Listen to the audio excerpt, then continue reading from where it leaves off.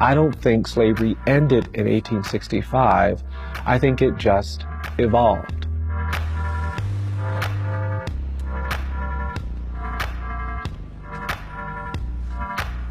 So this will be the entrance to the museum, and people will be directed over into this corner, which will be where we replicate a slave warehouse. And it'll go from slavery to lynching, to segregation, to mass incarceration.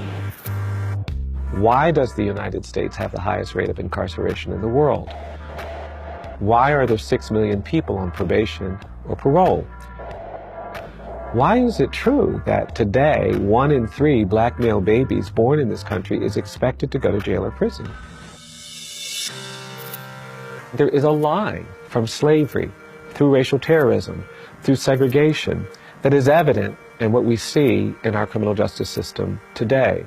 I'm persuaded that we really won't eliminate the problems of discrimination in the criminal justice system, in the education system, in the employment system, until we change the narrative of racial difference that we have all accepted. I believe that at the end of the 1960s, when we passed the Civil Rights Act and the Voting Rights Act, we should have committed to a process of truth and reconciliation, but we didn't do that. If you go to South Africa, you are not allowed to spend time in that country without confronting the history and the legacy of apartheid. If you go to Germany, you'll see a nation that has confronted the legacy of the Holocaust. In this country, we do the opposite. And I think that has to change. I think we have to be more honest. This exhibit has been created by jars with the names of lynching victims.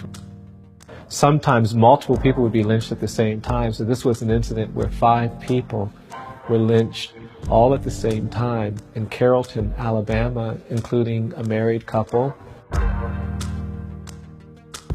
Well, most people don't understand that lynching was racial terrorism because it wasn't just the people who were victimized, it was the entire community.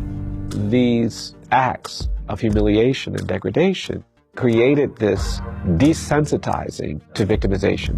We are indifferent to evidence of bias and discrimination. We are indifferent to innocent people being wrongly condemned on death row for 30 years. I think there's a historical root to that silence.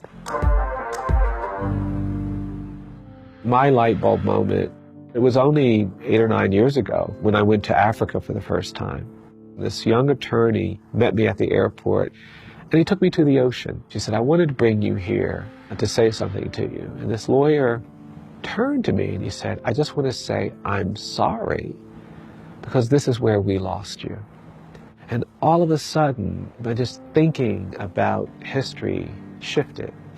When I came back to Montgomery, the walk I make all the time down this street felt different. I was thinking about being on the other side of that injury, of that violence, of that abuse. I did begin to think about the ways in which we have to change our understanding of this story. And that's why we're creating a museum. That's why we have to have truth and reconciliation in this country.